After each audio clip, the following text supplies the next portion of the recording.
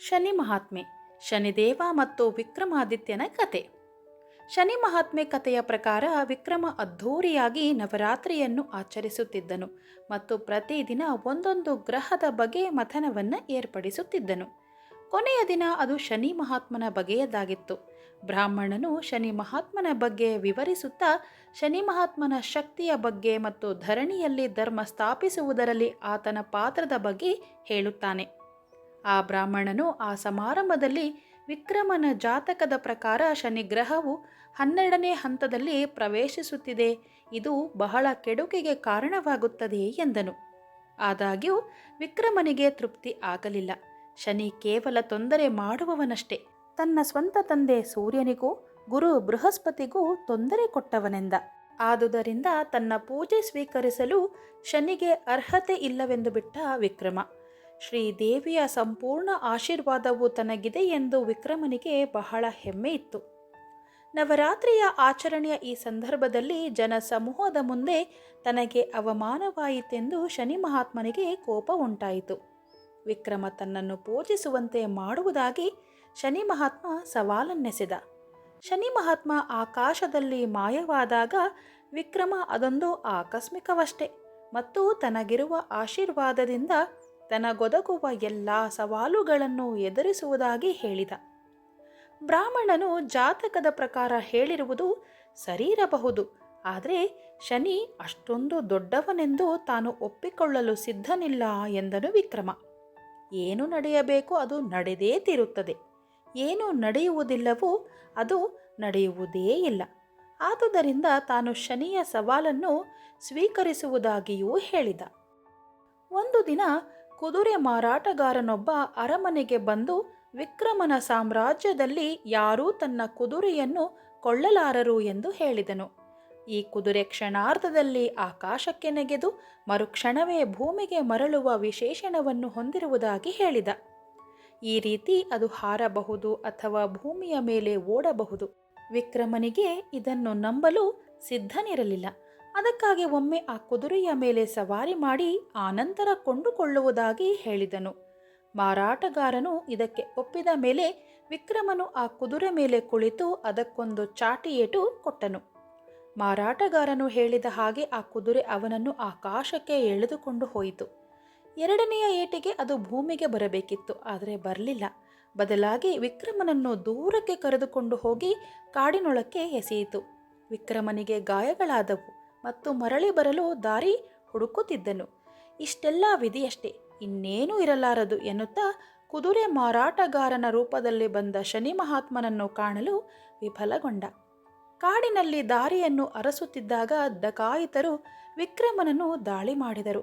ಅವನನ್ನು ಥಳಿಸಿ ಅವನು ಧರಿಸಿದ್ದ ಆಭರಣಗಳನ್ನೆಲ್ಲ ದೋಚಿದರು. ಇನ್ನೂ ಪರಿಸ್ಥಿತಿಯ ಅರಿವಿಲ್ಲದ ವಿಕ್ರಮ ಕಳ್ಳರು ತನ್ನ ಕಿರೀಟವನ್ನಷ್ಟೇ ಒಯ್ದರು, ತನ್ನ ತಲೆಯನ್ನಲ್ಲವಲ್ಲ ಎಂದನು. ಬಾಯಾರಿಕೆಗೆ ಹತ್ತಿರ ಕಂಡ ನದಿಯೊಂದರ ಬಳಿ ಸಾಗಿದ್ದಾಗ ಕಾಲು ಜಾರಿ ವಿಕ್ರಮನನ್ನು ಎಷ್ಟೋ ದೂರಕ್ಕೆ ಎಳೆದುಕೊಂಡು ಹೋಗಿಬಿಟ್ಟಿತು. ವಿಕ್ರಮನು ಬಹು ಕಷ್ಟದಿಂದ ಒಂದು ಪಟ್ಟಣದ ಬಳಿಗೆ ಬಂದನು. ಹಸಿದುಕೊಂಡು ಮರದ ನೆರಳಲ್ಲಿ ಕುಳಿತನು. ವಿಕ್ರಮ ಕುಳಿತ ಮರದ ಎದುರಿಗೆ ಒಂದು ಅಂಗಡಿ ಇತ್ತು. ಆ ಅಂಗಡಿ ಒಡೆಯನಿಗೆ ಸದಾ ಹಣದ್ದೇ ಚಿಂತೆ. ವಿಕ್ರಮನು ಆ ಮರದ ಕೆಳಗೆ ಕುಳಿತಿದ್ದೇ ತಡ ಆ ಅಂಗಡಿಗೆ ಅಧಿಕ ಜನರು ಬಂದು ಒಳ್ಳೆ ವ್ಯಾಪಾರವಾಯಿತು. ಹಣದ ದುರಾಸೆಯ ಆ ವರ್ತಕ ಇದನ್ನು ಗ್ರಹಿಸಿ ವಿಕ್ರಮನನ್ನು ಮನೆಗೆ ಆಹ್ವಾನಿಸಿ ಊಟ ಬಡಿಸಿದನು. ಅಂಗಡಿಯಲ್ಲಿ ಒಳ್ಳೆ ವ್ಯಾಪಾರ ಕಂಡ ವರ್ತಕನು ಇದನ್ನು ಮುಂದುವರೆಸುವ ದೆಸೆಯಿಂದ ವಿಕ್ರಮನನ್ನು ತನ್ನಲ್ಲೇ ಉಳಿಸಿಕೊಳ್ಳುವ ಯೋಜನೆಯನ್ನು ಹೂಡಿದನು.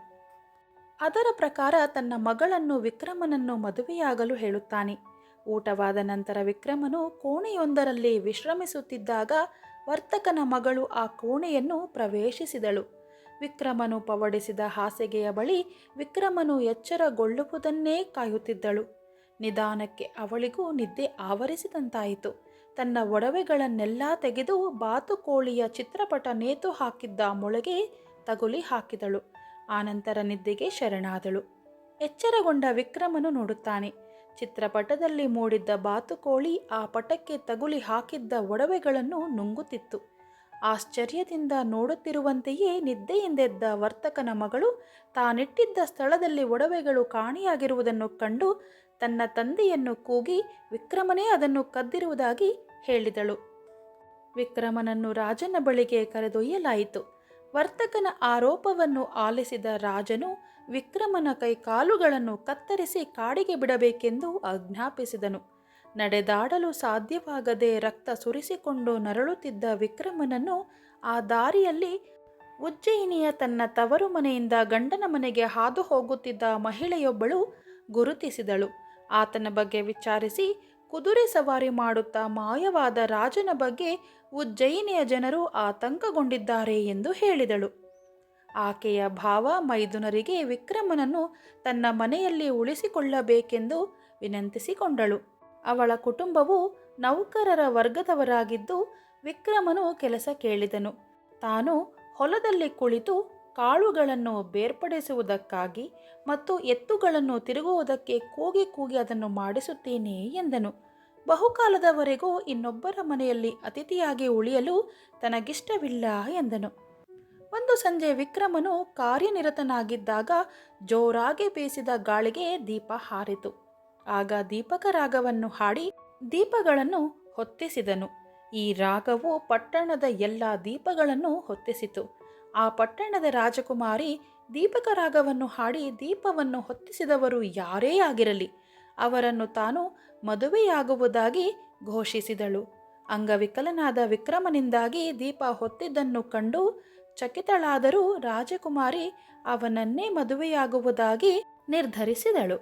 ವಿಕ್ರಮನನ್ನು ನೋಡಿದ ರಾಜನಿಗೆ ತಾನು ಕಳ್ಳತನದ ಅಪರಾಧಕ್ಕೆ ಕೈಕಾಲು ಮುರಿಸಿ ಕಾಡಿಗಟ್ಟಿದ್ದ ವ್ಯಕ್ತಿ ಈತನೇ ಎಂದು ನೆನಪಾಗಿ ಈಗ ತನ್ನ ಮಗಳನ್ನೇ ಮದುವೆಯಾಗಲು ಪ್ರಯತ್ನಿಸುತ್ತಿದ್ದಾನೆಂದು ಕೋಪೋದ್ರೇಕಗೊಂಡ. ತನ್ನ ಕತ್ತಿಯನ್ನು ಹೊರತೆಗೆದು ವಿಕ್ರಮನ ತಲೆಯನ್ನು ತೆಗೆಯಲು ಮುಂದಾದ. ಆ ಸಮಯದಲ್ಲಿ ವಿಕ್ರಮನಿಗೆ ಇದೆಲ್ಲ ಶನಿ ಮಹಾತ್ಮನ ಶಕ್ತಿಯಿಂದ ಉಂಟಾಗುತ್ತಿದೆ ಎಂದು ಅರಿವಾಗುತ್ತದೆ. ಇನ್ನೇನು ಸಾಯುವ ಕ್ಷಣ ಸಮೀಪವಿದೆ ಎನ್ನುವಾಗ ಶನಿ ಮಹಾತ್ಮನನ್ನು ಪ್ರಾರ್ಥಿಸುತ್ತಾನೆ. ತನ್ನ ತಪ್ಪುಗಳನ್ನು ಒಪ್ಪಿಕೊಂಡು ಶನಿ ಮಹಾತ್ಮನ ಶಕ್ತಿಯ ಬಗ್ಗೆ ಹೆಮ್ಮೆ ಪಡುವುದಾಗಿ ಪ್ರಾರ್ಥಿಸುತ್ತಾನೆ. ಶನಿ ಮಹಾತ್ಮ ಪ್ರತ್ಯಕ್ಷನಾಗಿ ವಿಕ್ರಮನ ಕೈಕಾಲುಗಳನ್ನು ಮೊದಲಿನ ರೀತಿಯಲ್ಲೇ ಮಾಡಿ ಒಡವೆಗಳನ್ನು ಮತ್ತು ಆತನಿಗೆ ಸೇರಿದ್ದ ಎಲ್ಲವನ್ನೂ ಮರಳಿಕೊಟ್ಟನು. ವಿಕ್ರಮನು ತಾನು ಅನುಭವಿಸಿದ ಹಿಂಸೆಯನ್ನು ಸಾಮಾನ್ಯರಿಗೆ ಕೊಡದಿರಲು ಪ್ರಾರ್ಥಿಸಿದನು.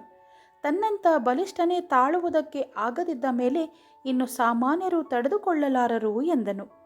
ಸಾಮಾನ್ಯರಿಗೆ ನೋವು ಕೊಡದಿರಲು ಶನಿ ಮಹಾತ್ಮ ಒಪ್ಪಿದನು. ರಾಜನಿಗೆ ಇದೆಲ್ಲ ಗೊತ್ತಾಗಿ ತನ್ನ ರಾಜ್ಯವನ್ನು ವಿಕ್ರಮನ ಸಾಮ್ರಾಜ್ಯಕ್ಕೆ ಒಪ್ಪಿಸಿ ತನ್ನ ಮಗಳನ್ನು ಮದುವೆ ಮಾಡಿಕೊಡುವುದಾಗಿ ಹೇಳಿದನು. ಇದೇ ಸಮಯಕ್ಕೆ ಹಿಂದೆ ಉಲ್ಲೇಖಿಸಿರುವ ವರ್ತಕನು ಅರಮನೆಗೆ ಓಡೋಡಿ ಬಂದು ಆಭರಣಗಳನ್ನು ನುಂಗಿದ ಚಿತ್ರಪಟದಲ್ಲಿದ್ದ ಬಾತುಕೋಳಿ ತನ್ನ ಬಾಯಿಂದ ಆಭರಣಗಳನ್ನು ಕಕ್ಕಿತು ಎಂದು ಹೇಳಿದನು. ವರ್ತಕನು ತನ್ನ ಮಗಳನ್ನು ರಾಜ ವಿಕ್ರಮನಿಗೆ ದಾರೆ ಎರೆದುಕೊಡುವುದಾಗಿ ಹೇಳುತ್ತಾನೆ. ವಿಕ್ರಮನು ಉಜ್ಜಯಿನಿಗೆ ಮರಳಿ ಶನಿ ಮಹಾತ್ಮನ ಆಶೀರ್ವಾದದಿಂದ ಶ್ರೇಷ್ಠ ಸಾಮ್ರಾಟನೆನಿಸಿಕೊಂಡರು.